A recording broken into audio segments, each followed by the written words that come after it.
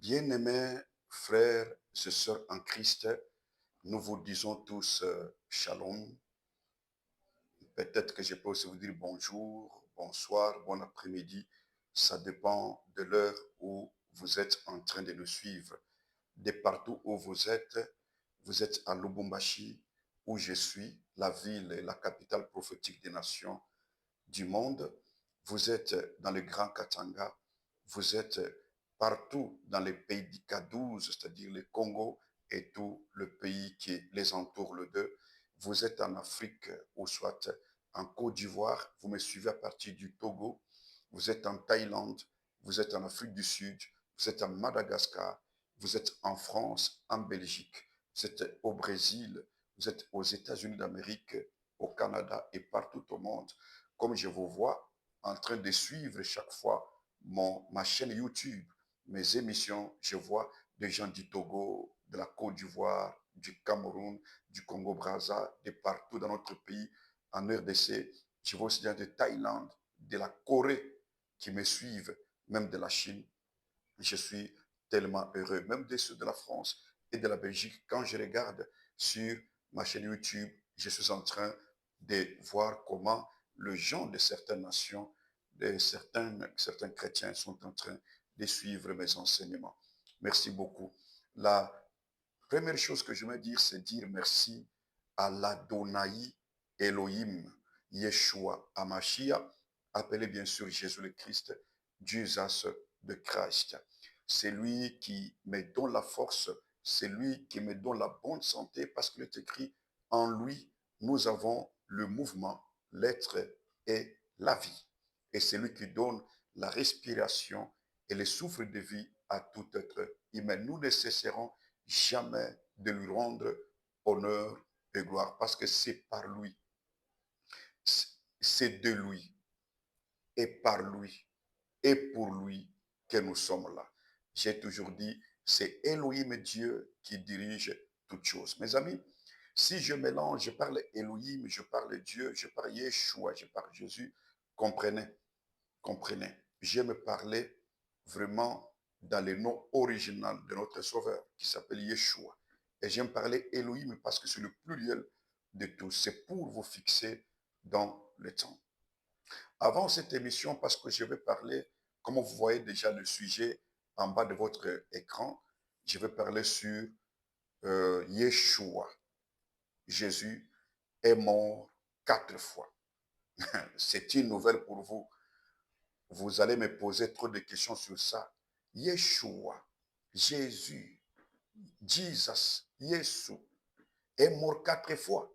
Oui, je vais vous prouver ça sur base des Écritures. Et j'aimerais que vous puissiez me porter toute votre attention, moi, BKM, sa bouche et son messager qui vous donne cet enseignement. Non pas pour vous faire peur, non pas pour vous communiquer la mort, non pas pour amener un esprit de mort, mais pour vous révéler la vie qui est passée par la mort, pour vous parler de la résurrection de Christ. Parce que si Christ n'est pas passé par 4 morts, il n'allait pas ressusciter. Bon, avant que nous puissions entrer dans les Écritures, que nous puissions lire en ces jours comme vous les connaissez, mais nous sommes euh, euh, le 14 octobre 2025, mes amis, je vous demande d'abord une chose.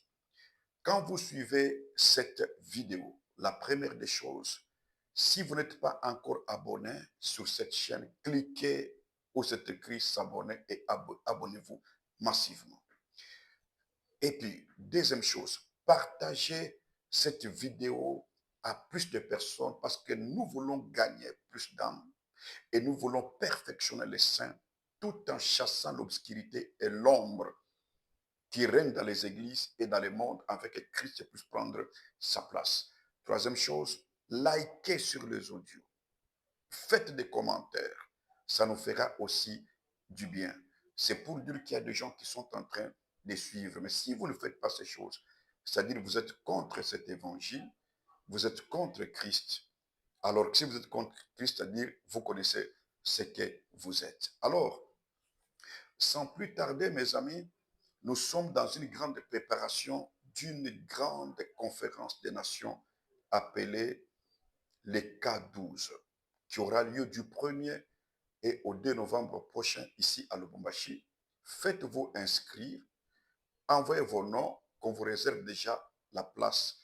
Vous êtes le bienvenu tous à cette grande conférence. Que l'Adonai soit loué. Alors, le sujet que nous allons partager aujourd'hui, c'est un sujet grand, un sujet capital, un sujet prophétique, un sujet puissant par lequel le pardon va être accordé à tous les pécheurs du monde, par lequel plusieurs âmes qui sont égarées seront sauvées aujourd'hui, par lesquelles plusieurs personnes et âmes qui sont dans le chêne du diable, dans les prisons de Satan seront libérées, par lequel plusieurs malades, ceux qui ont le cancer, le sida, la pneumonie atypique, ceux qui souffrent, qui ont les problèmes de cœur ou cardiaque, ceux qui ont des maladies inconnues d'avance, des maladies incurables, la stérilité, ceux qui sont paralytiques, ceux qui sont aveugles, sourds, muets, c'est le temps de leur guérison. Par ce message, c'est un message qui va amener la restauration dans plusieurs couples qui ont déjà des problèmes. Les couples où il y a déjà la séparation, ou peut-être qu'il y a les divorces, ou peut-être qu'il y a des mésententes, il y aura la restauration.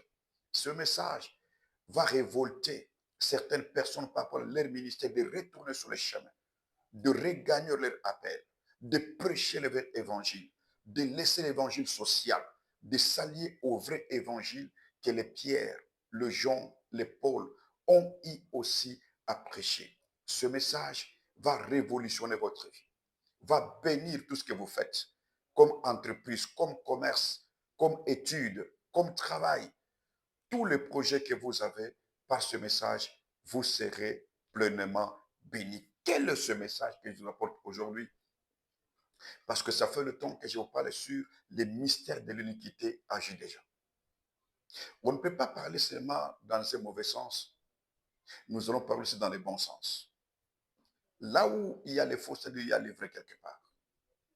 Le message qui est intitulé Yeshua est mort 4 fois. Yeshua est mort 4 fois. Je suis venu vous révéler que Yeshua Amashia, appelé Jésus le Christ, il est mort 4 fois, puis il est ressuscité. Cela n'est pas étonnant parce que nous avons 4 personnes qui ont écrit l'évangile. Il n'y a pas 4 évangiles. Il n'y a qu'un seul évangile. L'évangile, c'est un homme. Ce n'est pas un livre. L'évangile est un homme. Et cet homme s'appelle Yeshua Amashia. C'est lui l'évangile. Mais cet évangile a été écrit par 4 personnes. Chacun a écrit un récit, un livre par rapport à l'évangile. C'est comme lorsqu'il était à la croix, les 4 soldats se sont partagés ses vêtements. Et il restait la tunique sans couture. Pourquoi cette tunique est sans couture? Parce que celui qui la portait était sans péché. C'est un agneau sans péché, sans défaut. C'est-à-dire, cette tunique est l'ensemble de 4. Chacun des soldats a pris une partie. C'est pourquoi l'apôtre Paul dit dans 1 Corinthiens chapitre 9, est-ce qu'un militaire peut faire un service militaire à sa propre solde? Non. Il parle de quel militaire? Il parlait des prédicateurs de l'évangile. C'est ainsi que les évangélistes ont écrit cet évangile. Là, nous avons Matthieu. Matthieu, Lévi était apôtre appelé disciple de Yeshua, Amashia. Deuxième, nous avons Marc. Marc n'était pas disciple de Yeshua Mashiach, il s'appelait Jean. C'est sa mère Marie qui était disciple de Yeshua Mashiach, qui lui parlait de l'évangile. Et il fut le fils de la foi de l'apôtre Pierre. Et c'est Pierre qui lui donna le nom de Marc. Il s'appelle Jean. C'est un nom grec qui signifie marteau, Marc. Le troisième que nous avons, ce Luc. Luc était un médecin. Il n'était pas disciple de Yeshua. Il fut après le fils de la foi de l'apôtre Paul. Il a commencé à écrire l'évangile tel qu'il avait entendu. Et nous avons le dernier, ce Jean, qui était l'un des apôtres et l'apôtre le plus aimé, le Boanerges, c'est lui qui nous a donné l'Apocalypse. Donc, on a des apôtres et disciples de Christ qui ont écrit l'évangile, Matthieu ainsi que Jean. Mais l'un d'eux était aimé, c'est comme les deux femmes de Jacob. Là, nous avons la première femme, c'était Rachel, et deuxième, c'était Léa. Mais le mariage a commencé avec Léa. Léa, Rachel était aimée plus que Léa. C'est pour ça que Jean était beaucoup aimé plus que qui? Plus que Matthieu. Alors, c'est déjà un des exemples que je prends pour parler et pour confirmer que Yeshua Mashiach, Jésus le Christ, est mort 4 fois. Je vous donne cet évangile, cette révélation, afin que vous puissiez être éclairés. Si vous avez des questions, vous les posez. Si vous contredisez, ce n'est pas grave, mais donnez le soubassement des contradictions. Mais moi, Béni Kalenga Makondo Dibeka M, je confirme et je dis à très fort que Yeshua Amashia est mort 4 fois et il est ressuscité. Nous allons commencer d'abord par une écriture qui va nous plonger dans ça. Je commence d'abord par l'introduction, parler de ce que Elohim lui-même a dit à l'homme. Là, nous sommes d'abord dans Genèse chapitre 2. Genèse chapitre 2. Genèse chapitre 2, on va prendre les versets 8 et les versets 9 et les versets 15 à 17. J'aimerais que vous puissiez me suivre. 8. Puis l'Adonai Elohim planta un jardin en Éden, virgule, du côté de l'Orient, virgule, et il est mis l'homme qu'il avait formé. Là, il y a un point. Je poursuis. 9. L'Adonai Elohim fit pousser du sol des arbres de toute espèce, virgule, agréable à voir et bon à manger, virgule, et l'arbre de la vie au milieu du jardin, virgule, et l'arbre de la connaissance du bien et du mal. Je souhaite pour prendre le verset 15. L'Adonai Elohim prit l'homme, virgule, et le plaça dans le jardin d'Éden pour le cultiver et pour le garder, point. 16.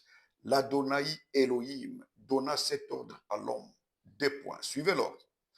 Tu pourras manger de tous les arbres du jardin. Là, il y a point virgule. 17.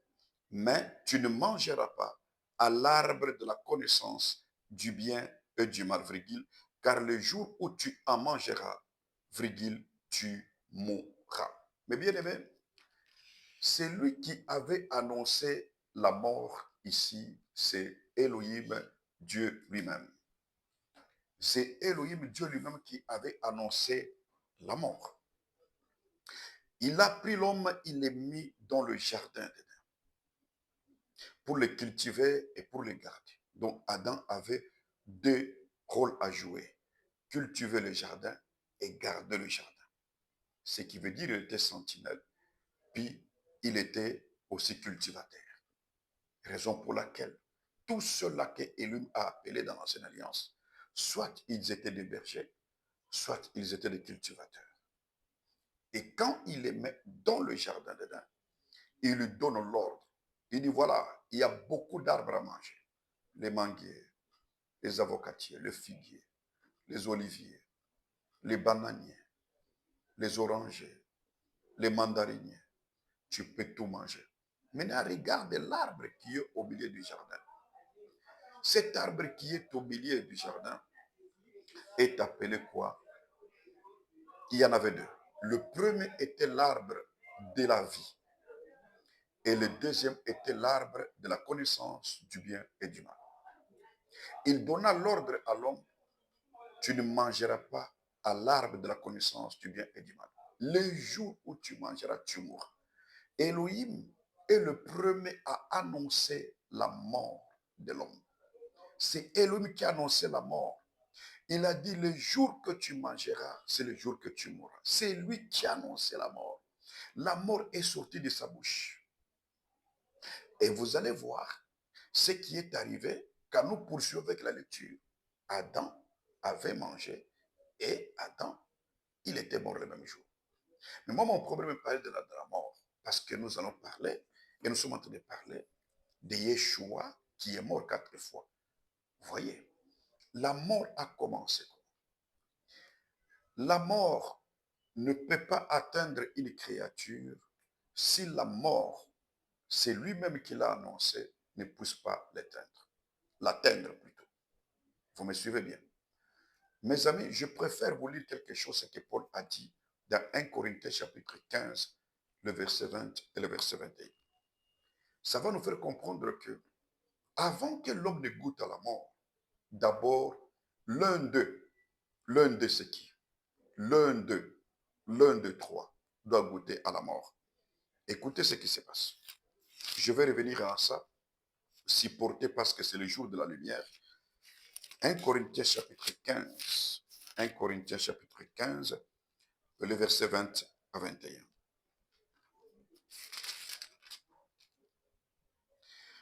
Maintenant, virgule, Christ est ressuscité des morts, virgule, il est le prémices de ceux qui sont morts. Il est le prémices de ceux qui sont morts. 21. Car, virgule, puisque la mort est venue par un homme, virgule, c'est ainsi que par un homme qu'est venue la résurrection des morts.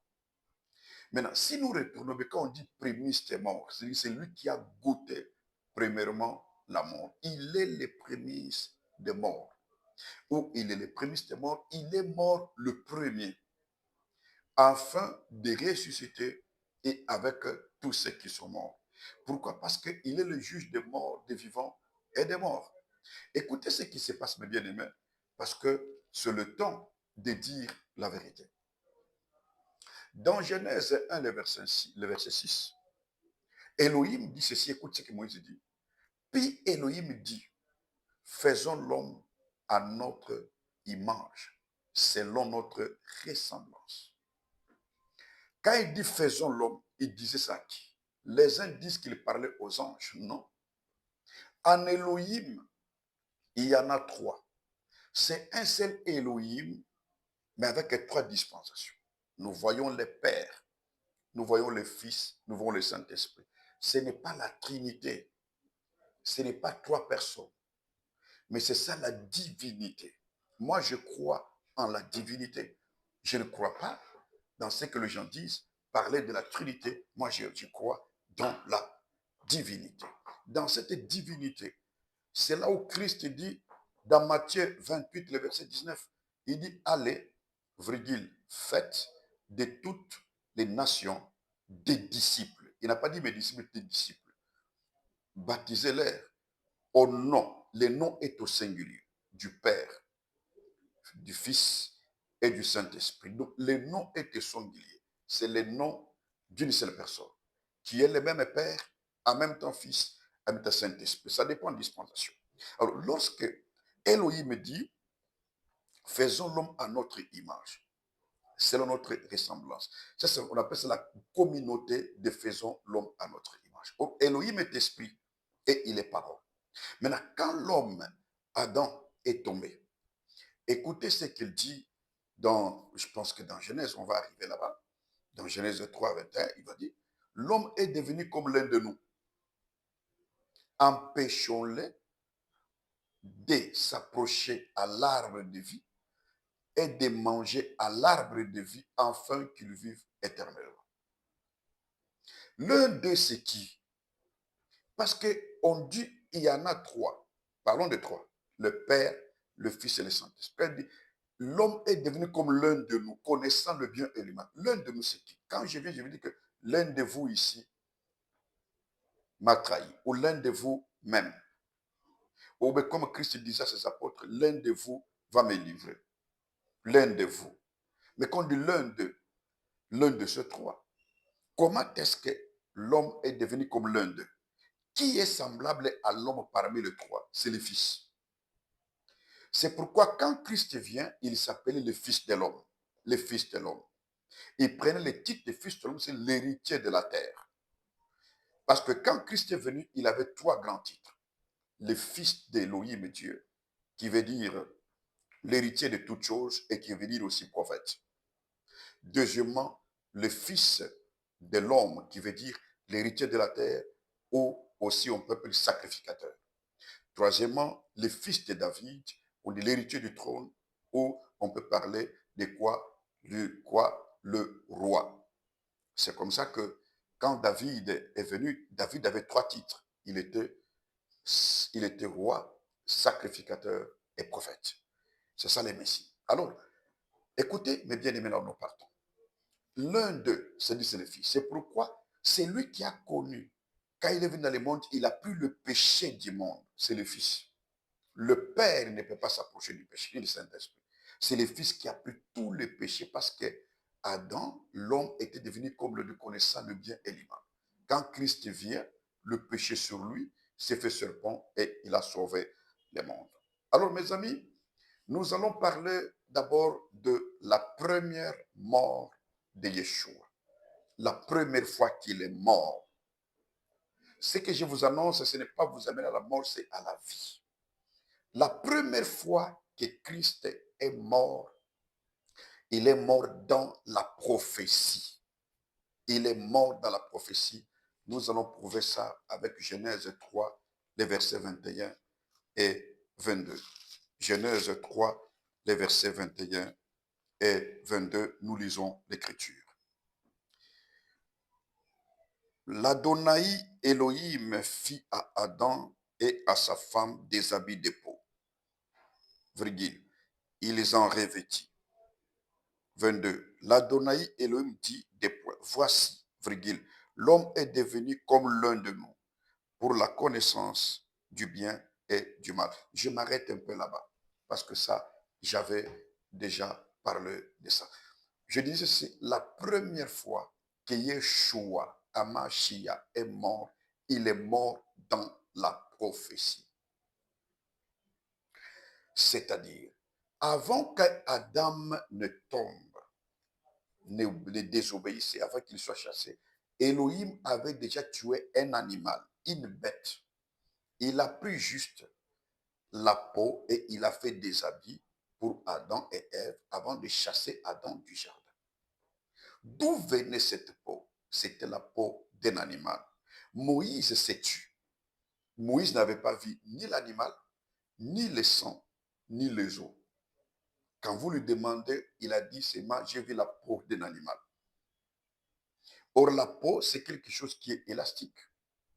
La peau parlait du processus de la loi qui devait être plus long. C'est pourquoi on dit, depuis Adam jusqu'à Moïse, la mort a régné. C'est-à-dire, Adam, quand il a mangé à l'arbre de la connaissance du bien et du mal, jusqu'à la croix de Christ, lorsque Christ est mort, c'est ça qu'on appelle le processus de la loi. Mais laisse-moi vous dire ceci pour vous expliquer. Comme Moïse n'a pas vu ça, alors c'est quel animal? C'est ainsi que, comme l'Écriture s'interprète elle-même, écoutez ce que le roi sage Salomon dit dans Proverbe. Écoutez ce que le roi sage de Salomon dit dans Proverbe. Je suis dans Proverbe 27 et le verset 26. Les agneaux sont pour te vêtir, virgule, et les boucs pour payer le champ. Je m'arrête là-bas. Il dit les agneaux sont pour te vêtir, les boucs c'est pour acheter le champ. Mais nous voyons Elohim qui a tué un animal, il a pris juste la peau, il a couvert la nudité d'Adam et Ève. Pour se vêtir, il faut les agneaux. C'est là que nous comprenons que l'animal qui était tué par Elohim s'appelait agneau.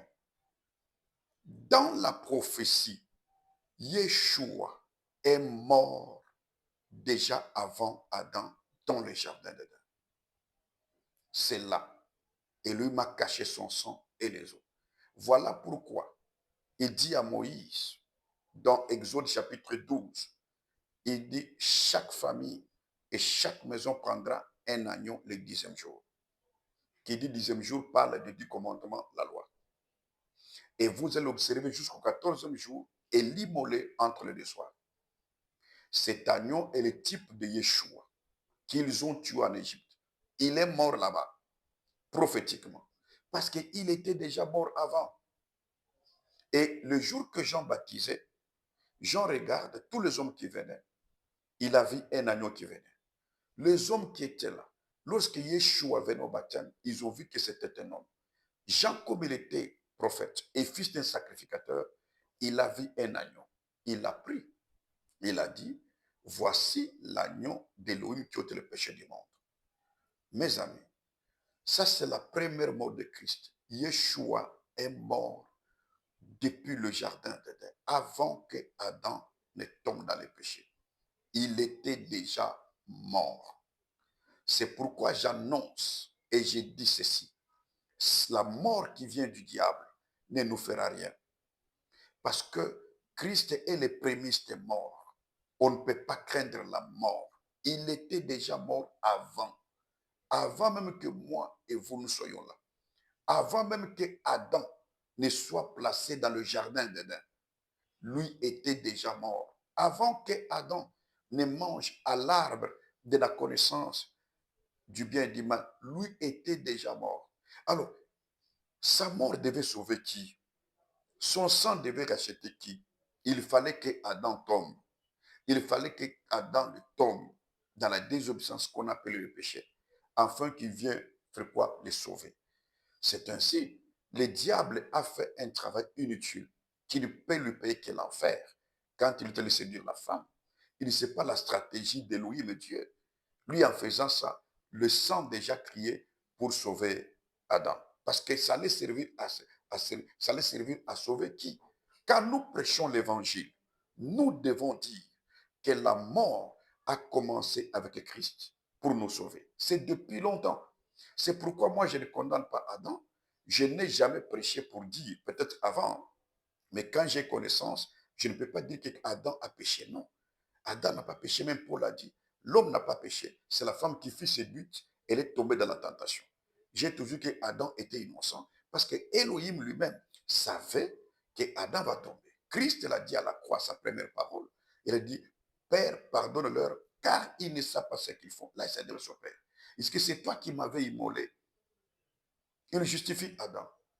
Tu m'avais immolé, c'est pour sauver cet homme. Et quand il est tombé, je suis venu le sauver. Ça, c'est ce qui explique la première fois que Yeshua, Hamashiach, est mort. Vous êtes sûr avec moi? Soyez vraiment bénis. Soyez vraiment bénis. Sachez qu'il était déjà mort avant que nous soyons dans ce monde pour notre salut. Bien-aimés, je ne sais pas vous êtes dans quel péché, dans quel mal, mais je vous dis que nous avons trouvé le péché sur la terre. Nous n'est pas venus avec le péché, on l'a trouvé sur la terre. Mais il y a quelqu'un qui nous a déjà sauvés. Si vous avez aimé vraiment l'explication de la première fois où Yeshua est mort, je vous demanderai de vous abonner sur notre chaîne, de liker la vidéo, de partager la vidéo, ce qui me fera plus du bien. Soyez vraiment bénis. Nous allons à la seconde mort, c'est-à-dire Yeshua est mort la deuxième fois. Quand est-ce qu'il est mort la deuxième fois? C'est dans la révélation. Yeshua est mort la deuxième fois dans la révélation. Comment ça? J'aimerais un peu que je prenne l'écriture pour lire Luc 22, de 41 à 44. Luc 22, de 41 à 44. Je vous aime beaucoup. Laisse-moi vous donner la vérité parce que c'est important. Luc 22, de 41 à 44, il est écrit ceci. 41, puis il s'éloignant d'eux à la distance d'environ un jet de pierre, virgule, et, virgule, s'étant mis à genoux, virgule, il pria, virgule, 42, disant, Père, virgule, si tu voulais éloigner de moi cette coupe, point d'exclamation, toutefois, virgule, que ma volonté ne s'efface pas, virgule, mais la tienne. virgule, 43. Alors un ange lui apparut du ciel, virgule, pour les fortifier. Point. 44. Étant en agonie, suivez là-bas, virgule, il priait plus instamment, virgule, et sa sueur devait comme le grumeau de sang, virgule, qui tombait à terre. Ça, c'est la deuxième fois que Yeshua est mort. Là, nous voyons, il est parti à Gethsemane, là où il avait l'habitude de prier chaque fois avec ses disciples. Il a pris le 8, il a laissé quelque part. Il a avancé avec le 3, c'est-à-dire Pierre, Jacques et Jean. Il les a laissés quelque part. Il est allé lui-même au front, seul, et il priait. Il demandait si le Père pouvait éloigner cette coupe loin de lui. Il priait instamment beaucoup. Là, on dit, même sa sueur était devenue comme le grumeau de sang. C'est-à-dire qu'il était déjà mort depuis Gethsemane. Pourquoi? Parce qu'on ne pouvait pas l'amener vivant sur la croix. Dans la loi de Moïse, avant d'immoler une bête et de la présenter, donc avant de présenter une bête sur l'autel, il faut d'abord l'immoler, le laver et le présenter sur l'autel. Pourquoi? On ne peut pas offrir un animal vivant sur la terre. Il risque de faire des gestes, de faire tomber les pierres ou de faire des gestes de vous bouger. Il faut d'abord l'immoler et vous le présenter sur l'autel. Comme l'autel véritable aujourd'hui, c'est la croix de Golgotha, je me rappelle. Il y a quelques jours, 3, 4, 5, un des fils de Colosie m'avait appelé, un pasteur, et m'a dit, Père, la vision que j'avais sur mon église, et lui m'avait montré, c'est un hôtel, et puis c'est ce que je voulais mettre sur le logo. Mais pour présenter ça, je voulais prendre de l'arche pour présenter l'hôtel. Comment est-ce que vous dites? J'ai dit non, je vais d'abord prier. Un jour après, je lui ai répondu, bon, quand Elohim Dieu t'a parlé de l'autel, l'autel c'était dans l'ancienne alliance.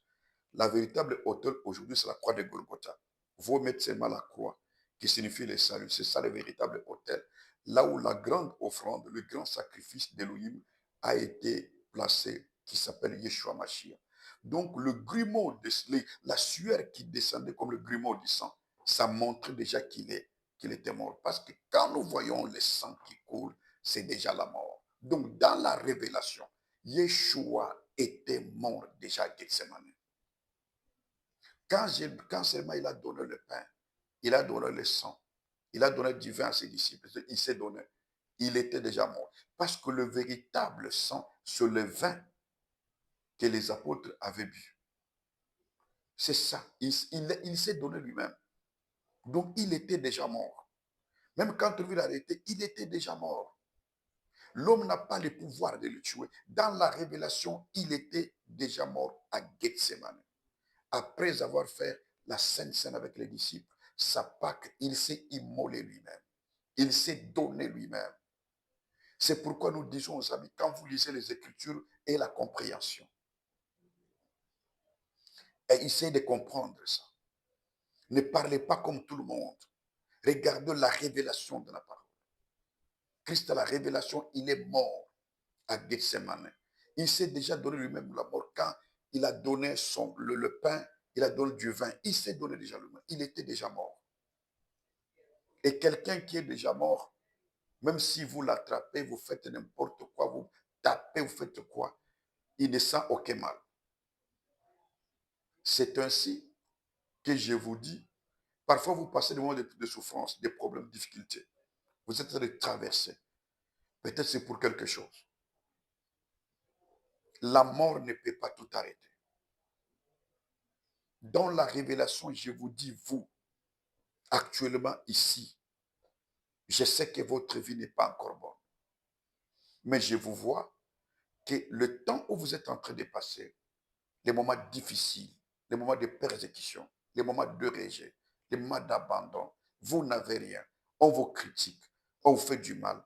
Sachez que les gens ne voient pas dans la révélation que vous êtes déjà mort, mais vous vivez et vous allez vaincre. Parce que pour vaincre la mort, il faut passer par la mort. C'est pourquoi Christ a accepté de passer par la mort. D'abord dans la révélation. La révélation, c'est un œil qui ne cesse de voir. La révélation, c'est chercher à connaître la pensée cachée d'Élohim derrière une écriture. C'est ainsi que nous voyons dans la révélation. Christ est mort et nous pouvons poser l'enseignement sur ça. Nous prêchons la mort de Christ. Dieu ne comptait pas tout ce qu'il veut faire, mais c'est à Gethsemane où il a réclamé que la coupe s'éloigne de lui. Mais il dit, mon Père, que ta volonté soit faite. La volonté du Père, c'était que lui puisse mourir. C'est pourquoi nous prêchons l'évangile, pas l'évangile social. Oh, recevez les mariages, recevez les voitures, recevez les richesses, recevez ceci. Les pasteurs commencent à faire maintenant des réunions et aussi que des plateformes pour de l'argent, pour la richesse, conférences de finances. Ou peut-être ils appellent ça, je ne sais pas, royaume, chercher finance, entrepreneuriat. Christ n'est pas mort pour ça. Nous devons remettre le vrai évangile sur l'autel. Mes amis, soyez vraiment bénis. J'ai dit encore, si vous n'êtes pas encore abonné, faites-vous abonner. Et vous qui êtes abonné, je vous demanderai, avant que je parle de la troisième mort de Christ, je vous demanderai, mes amis, d'envoyer les liens à vos amis. Envoyez les liens partout. Dites-leur de s'abonner. Le salut est là. La troisième fois où Yeshua est mort, il est mort dans la connaissance. Il est mort dans la connaissance comment?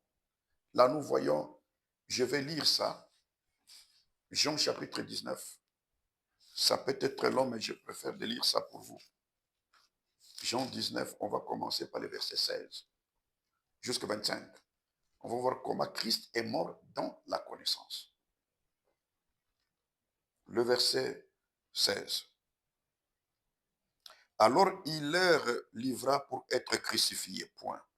Ils prirent donc Yeshua, virgule, et l'amenèrent, point. 17.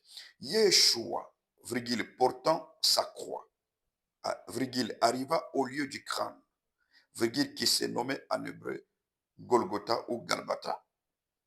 18. C'est là qu'il fut crucifié, virgule, et deux autres avec lui, virgule, un de chaque côté, virgule, et Yeshua au milieu d'eux, point. 19. Pilate fit une inscription, virgule, qu'il plaça sur la croix, virgule, qui était ainsi conçue, des points. Yeshua. Donc, on dit ça en français, Jésus de Nazareth, roi des Juifs. Yeshua. Anozori vumelech ayedoumi. C'est comme ça en hébreu. 20. Beaucoup de Juifs lurent cette inscription, virgule, parce que le lieu où Yeshua fut crucifié était près de la ville. Point virgule. Elle était en hébreu, virgule, en grec et en latin. Point. 21. Les principaux sacrificateurs des Juifs dirent à Pilate, des points, n'écris pas, des points, roi des Juifs, mais écrit qu'il a dit, des points, je suis le roi des Juifs. 22. Pilate répondit, des points, ce que j'ai écrit, virgule, je l'ai écrit. Point. 23. Les soldats, virgule, après avoir crucifié Yeshua, virgule, prirent ses vêtements, virgule, et ils s'en firent 4 parts, virgule, une part pour chaque soldat. Je l'ai dit, je l'ai déjà dit ici. Vrai point. Ils prirent aussi la tunique, virgule, qui était sans couture, virgule, d'un seul tissu, depuis le haut jusqu'en bas. Point. Ils dirent entre eux, des points, 24, ne la déchirons pas, virgule, mais tirons au sort à qui elle sera. Point. Cela arriva enfin que s'accomplisse cette parole de l'écriture, des points. Ils se sont partagés mes vêtements, virgule, et ils ont tiré au sort ma tunique, point. Voici là ce que firent les soldats. Et écoutez 25. Près de la croix de Yeshua se tenait sa mère et la sœur de sa mère. Donc Marie avait une sœur. Virgule, Marie, virgule, femme de Cléopas, virgule, et Marie de Magdala. Je m'arrête un peu là-bas pour cette lecture. Mes amis, ici nous parlons de la connaissance. Dans la connaissance, nous voyons Yeshua qu'on a pris par les Juifs, qu'on a livré à Pilate pour être crucifié. Ils ont dit crucifiez-le. Nous voulons César que lui. Et Pilate dit, je vais que c'est votre roi. Non, il a dit qu'il est le roi des Juifs.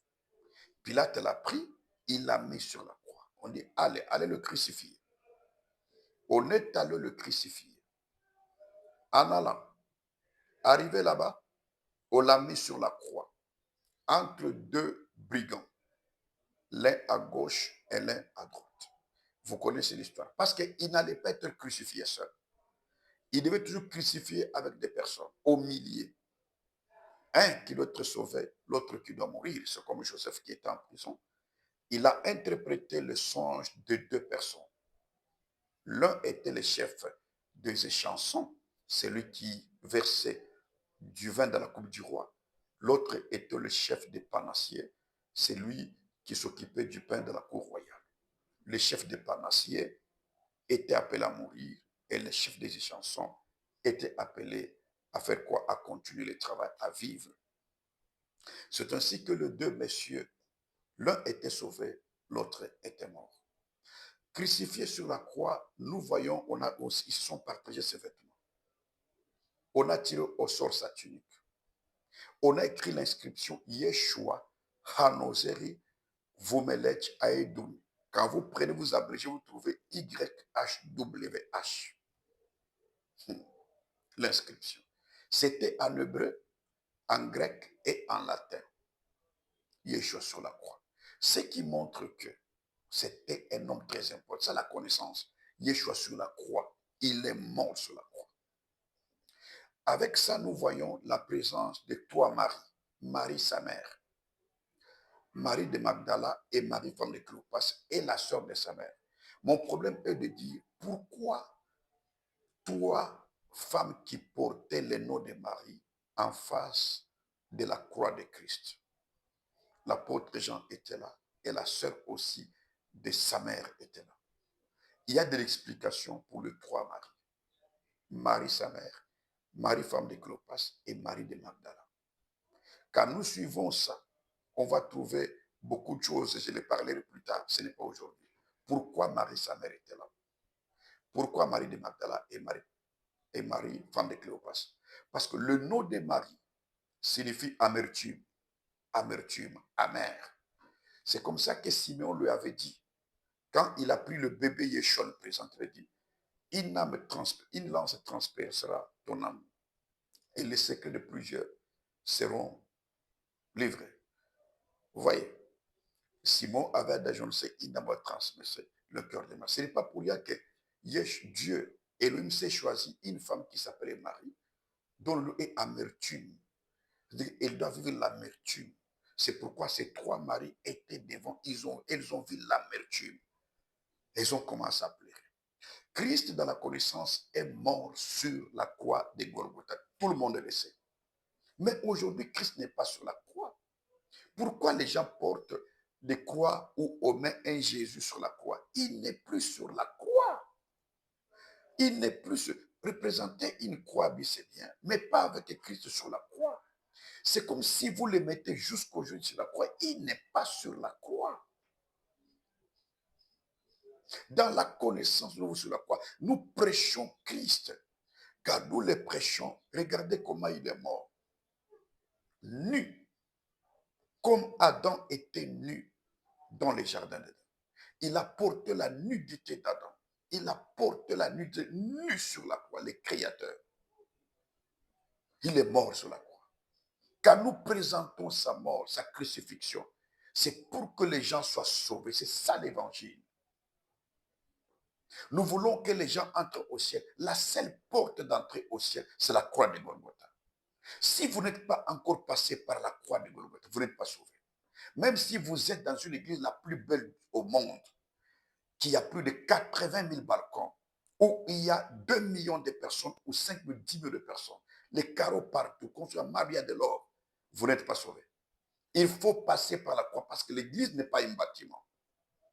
L'église n'est pas un nom. Quand nous parlons de l'église, nous voyons la femme de quelqu'un. Mais pour entrer dans ça, il faut passer par la croix. Passer par la croix, c'est croire en Christ à sa mort. Confesser les péchés, c'est repentir, accepter qu'il est votre sauveur et votre Adonai Seigneur et vous y entrez. Il faut passer par là. Si vous ne passez pas par là, c'est ça la porte du ciel, c'est ça la porte du salut, c'est ça la porte des brebis. Là, vous n'êtes pas sauvé. Toute brebis au monde du Seigneur de la donne doit passer par la croix. Parce que la croix de Golgotha est la porte des brebis. C'est la porte du ciel. Tout celui qui ne passe pas par là, c'est fini. Cette porte est encore ouverte jusqu'aujourd'hui. Un jour, elle sera fermée. Parce que c'est lui qui avait fermé la porte de l'arche. Au temps de Noé, ce n'était pas Noé. C'est Elohim qui avait fermé la porte.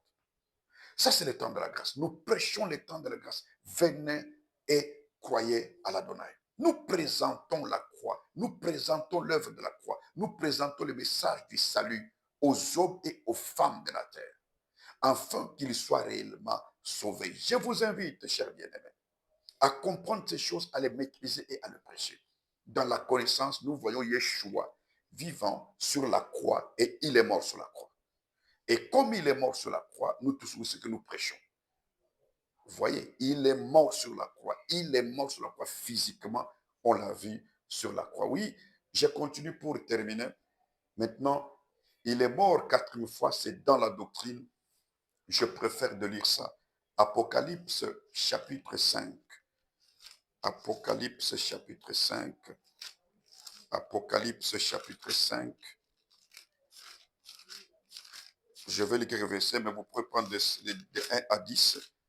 Je préfère prendre quelques versets. Bon, laissez-moi seulement lire le tout. C'est important. Apocalypse chapitre 5.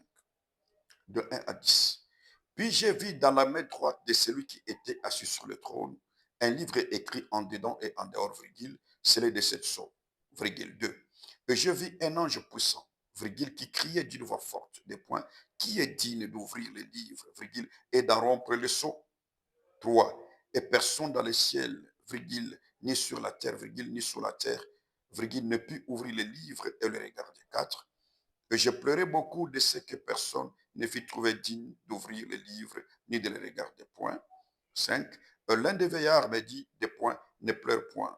Des points, voici, virgule, le lion de la tribu de Juda, virgule, les rejetons de David, virgule, a vaincu pour ouvrir le livre et c'est cet sceau. Point.